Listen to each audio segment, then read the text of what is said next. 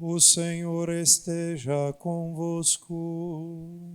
Ele está no meio de nós. Proclamação do Evangelho de Jesus Cristo segundo João.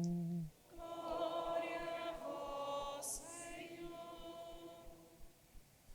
Naquele tempo, Pilatos chamou Jesus e perguntou-lhe: Tu és o rei dos judeus?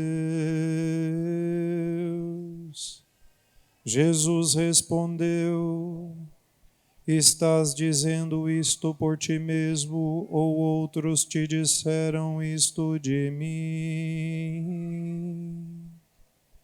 Pilatos falou: Por acaso sou judeu? O teu povo e os sumos sacerdotes te entregarão a mim. Que fizeste? Jesus respondeu: O meu reino não é deste mundo.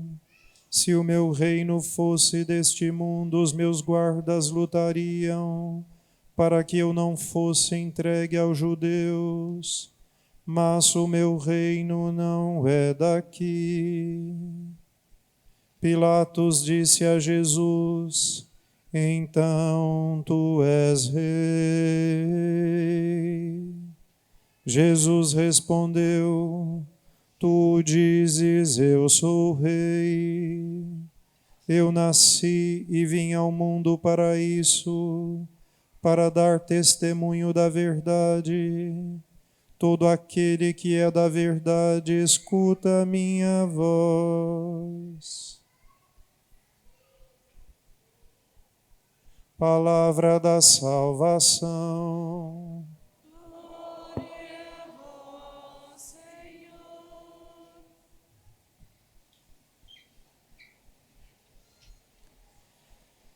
Meus caros irmãos, hoje nós estamos celebrando a solenidade de Jesus Cristo, Rei do Universo. E, vamos dizer assim, estamos caminhando em direção à conclusão do ano litúrgico, né? E como eu disse na semana passada, para aqueles que participaram da missa ou tiveram a ocasião de ouvir a homilia pela internet, né? Este tempo, né, é uma espécie de conclusão. Na verdade, do ponto de vista litúrgico, nós estamos nos projetando para a conclusão também da história, né? E no final de tudo, podemos dizer assim, o que vai acontecer, como nós sabemos do texto bíblico, é que, de fato, Cristo vai vir para instituir, instaurar definitivamente o seu reino, né? E eu queria hoje dedicar a minha meditação a este texto do Evangelho que nós já o ouvimos este ano, quando nós celebramos a Semana Santa, porque este texto ele é lido durante a Semana Santa, na Sexta-feira Santa, mais especificamente dizendo, né? E ele é um extrato, podemos dizer assim, do encontro de Jesus com Pilatos, naquele processo que Jesus sofreu, que começa com a sua condenação falsa e que vai culminar depois com a sua morte, né? E a este momento, porque Jesus é levado a Anás, a Caifás, ou seja, eles vão levando Jesus aqui e acolá, e chega esse momento em que Jesus se encontra com Pilatos, que era o governador romano daquela região chamada da Judéia, né? E aí, do texto, é claro que aqui a gente tem que pressupor o conhecimento das outras partes do texto, né? A gente nota que Pilatos tinha algumas informações sobre Jesus, né? E a pergunta que faz Pilatos para Jesus: Tu és o rei dos judeus? Né? Esta pergunta, na verdade, é porque os outros é que haviam dito isto para Pilatos. Do diálogo com Jesus que nós ouvimos, se vê isto, né? Alguém disse a Pilatos que Jesus estava querendo fazer-se rei e, em última instância, usurpar também o reinado de César, que era o imperador romano daquela época, que dominava tudo, né? Então, a pergunta de Pilatos mostra que ele tinha algum conhecimento. Mas, de alguma maneira, também a pergunta de Pilatos tinha a ver não só com o fato de ele ter ouvido falar de Jesus isto, né? Mas tem a ver também com uma certa perplexidade, né? Imagina, tinham apresentado Jesus preso, né? E não é que ele tiveram dificuldade de prender Jesus, a gente sabe muito bem. Jesus estava no Horto das Oliveiras com seus apóstolos. Chegou lá um pequeno grupamento de soldados, que na verdade eram soldados do templo, nem eram soldados pretorianos, ou seja, soldados romanos, eram soldados do templo, que foram com Judas. Judas deu um beijo em Jesus, né, para que esse era o sinal combinado. Eles imediatamente prendem Jesus e o levam sem nenhuma dificuldade, né? Então, a pergunta, de um lado, reflete esta necessidade que Pilatos tem de confirmar as suas afirmações, mas depois também é uma espécie de certa perplexidade. Mas como é que esse aqui pode ser o rei, entendeu? Como é que este homem que foi preso tão facilmente poderia ser rei, né? No fundo, claro, e essa é a ideia que vai se contrapor ao longo de todo o diálogo, na mentalidade de Pilatos, ser rei significava ser poderoso, estar sentado num trono, ter um grande exército para defendê-lo. Jesus mesmo vai dizer depois para Pilatos: se meu reino fosse desse mundo, alguém tinha me defendido, né? Então, ter um grande exército para poder defender-se, vestir-se de grande poder, dominar sobre as outras pessoas. E Jesus, que é considerado, podemos dizer assim, um rei, e depois o próprio Pilatos vai reconhecer isso quando manda colocar a placa lá na cruz de Jesus, né? Jesus Cristo Nazareno, rei dos judeus, né? Então, a ideia de Pilatos é: mas como é que este homem pode ser rei, né? De fato, permanece, por assim dizer, não só para o próprio Pilatos, mas para todos os outros, e a gente pode dizer em certa medida, inclusive para os apóstolos, e quiçá também permanece para nós, né? Como é que pode o rei do universo estar, vamos dizer assim, revestido de tanta fraqueza, de tanta debilidade, né? Apresentar-se assim tão frágil diante de nós, né? E aqui é que é muito interessante, porque a resposta de Jesus a Pilatos é que indica quais são as qualidades do seu reino, e depois que tipo de rei ele é, e como esse seu reino e esse seu reinado, a sua realeza, ela se relaciona, podemos dizer assim, conosco, né? Cristo vai dizer no final: tu dizes, eu sou o rei, de fato isso é verdade. Só que o reinado de Jesus é o reino da verdade e do amor, né? Ele vai dizer: eu vim a este mundo para dar testemunho da verdade, né? Então, o reino de Cristo, na verdade, é um reino de verdade e de amor. E seu reinado se estabelece na nossa vida também sobre este binômio, né, da verdade e do amor. E se a gente quisesse, podemos dizer assim, não é jogar no sentido negativo, mas associar estas palavras, na verdade a gente pode dizer que o reinado de Cristo veio para revelar esta verdade muito importante de que Deus é amor. E a fraqueza de Deus, entre aspas, constitui-se justamente por isto, né? Constitui-se justamente pelo fato de que o amor não se impõe, né? A verdade também não se impõe. Cristo não veio impor sobre nós um poder, um domínio, ele não veio impor sobre nós nem mesmo a necessidade de amá-lo, né? Cristo revela esta verdade de Deus, a verdade mais íntima de que Deus é amor, e que nos convida, então, livremente a uma resposta de amor e de comunhão a Ele. Ou seja, a verdade que Cristo veio revelar sobre Deus mesmo, sobre o amor de Deus, e a gente pode dizer o amor que é Deus, né? Esta verdade, ou ela se impõe por si mesma, no sentido de que ou o amor é compreendido e acolhido, ou ele não pode ser imposto sobre ninguém, e nem mesmo a verdade que Cristo veio nos revelar. E por isso, a fraqueza de Deus, isso aqui é muito bonito, né? Deus que se faz homem, né? Se Deus continuasse, como lá no Antigo Testamento, revelando-se através de tempestade, relâmpago e fogo, né? Talvez as pessoas poderiam se sentir, sob certa medida, acuados a ter fé nele, a responder a ele, porque temendo uma represália, né? Poderiam se sentir naquela, bom, nós temos que ser fiel, porque senão ele vai nos destruir, né?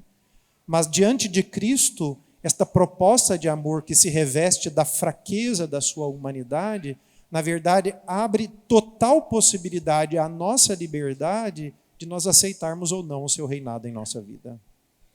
Abre a total possibilidade de nós acolhermos Cristo na nossa vida ou rejeitarmos. E a grande prova disso é que, na prática da nossa vida, a gente pode literalmente dizer sim ou não a Deus, da maneira mais radical, de um lado ou de outro.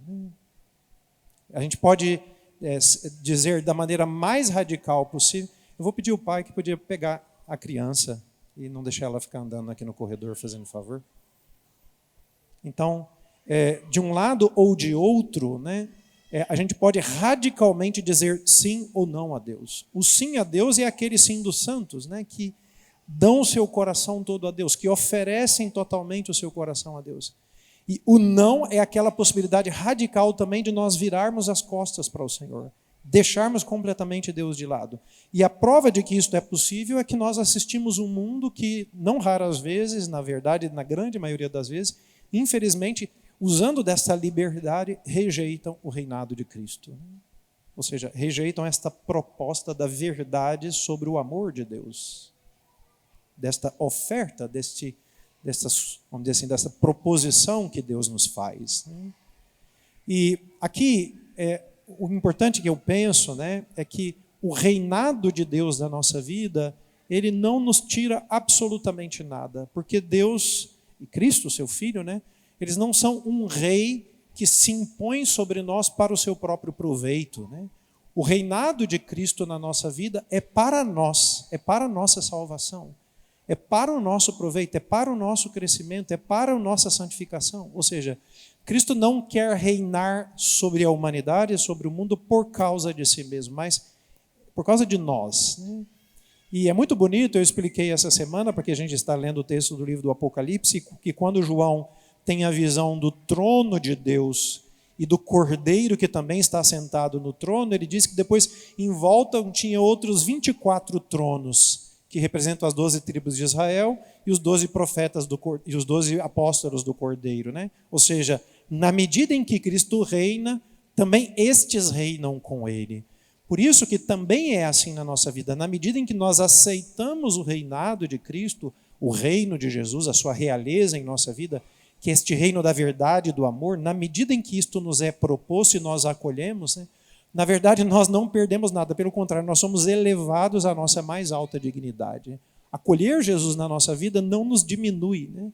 Apesar de que de fato ele é o rei, mas na verdade esta acolhida de Cristo na nossa vida eleva-nos, né, coloca-nos num patamar alto, que é o patamar da dignidade humana. A gente pode dizer, como dizem os teólogos e os santos padres, né, que Deus se fez homem, se abaixou até nós para nos erguer, né, e nos colocar no trono divino junto com ele. Né? Ou seja, o reinado de Cristo para nós, na verdade, é o nosso próprio reinado. Por isso o texto hoje da primeira leitura do profeta Daniel vai dizer que ele nos fez um reino e sacerdote. Por quê? Porque na medida em que Cristo, né, vai reinando, também nós reinamos com ele. Por isso, neste dia, eu penso que o grande apelo que nós deveríamos fazer, né, isto para todos os espaços da nossa existência humana, é que nós deveríamos abrir as nossas portas, as portas da nossa vida para que Cristo reine. Papa João Paulo II, quem aqui é da minha idade certamente vai se lembrar, né, porque esta expressão ficou muito famosa, ela foi veiculada de diversas maneiras, né, ou quem viveu naquela época e assistiu isso literalmente. Em 1978, há 46 anos atrás, né, em outubro de 1978, o Papa João Paulo II, quando celebrou a sua missa de tomar posse do seu ministério como o sucessor de Pedro e como Papa, né, ele, falando de Jesus Cristo, ele disse assim, né, escancarai as portas a Cristo. Abri as portas a Cristo. Abrir as portas do coração das pessoas, das igrejas, dos sistemas econômicos, dos sistemas políticos. Ele foi enumerando uma série de instâncias da existência humana para dizer, né, deixemos Cristo entrar, né? Deixemos que Cristo entre e reine na nossa vida, porque nós não perdemos nada com isso. Pelo contrário, nós só ganhamos, como eu disse. Né? Isso significa que nós devemos, para dizer de uma outra maneira, abrir de par em par, ou seja, escancarar realmente a porta da nossa existência. Permitir que Cristo entre e reine sobre lá. E como isso se dá? Com este nosso empenho sincero de deixar com que a verdade de Cristo vá sendo pouco a pouco colocada em prática na nossa vida, ou seja, vá moldando literalmente a nossa vida.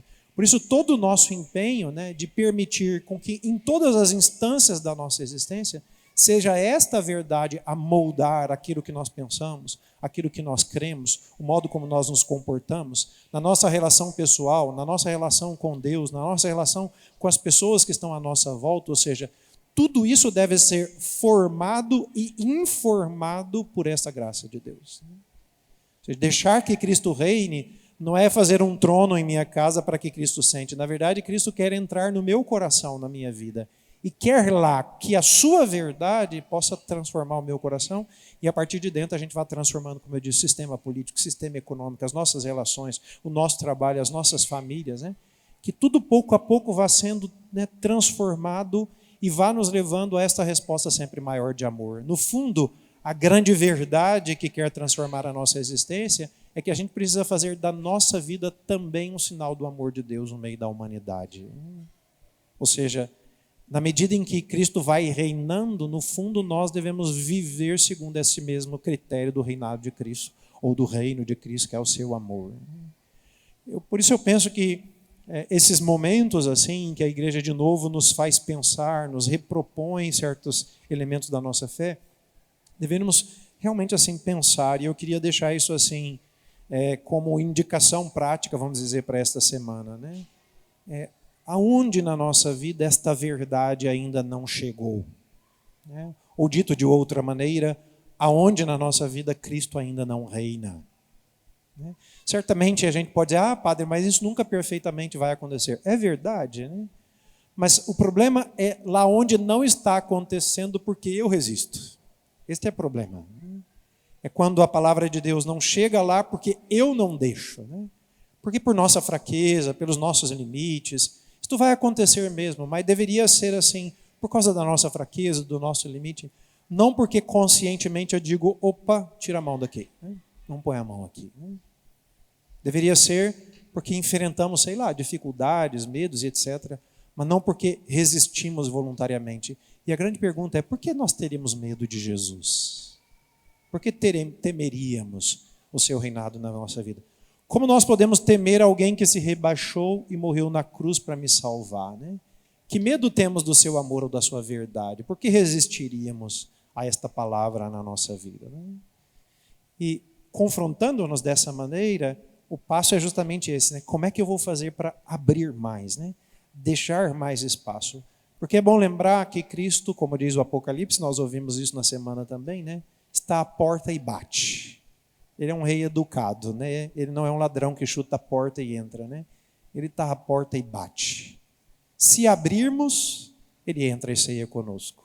Se não, ele permanece lá fora batendo até que a gente abra. Louvado seja o nosso Senhor Jesus Cristo.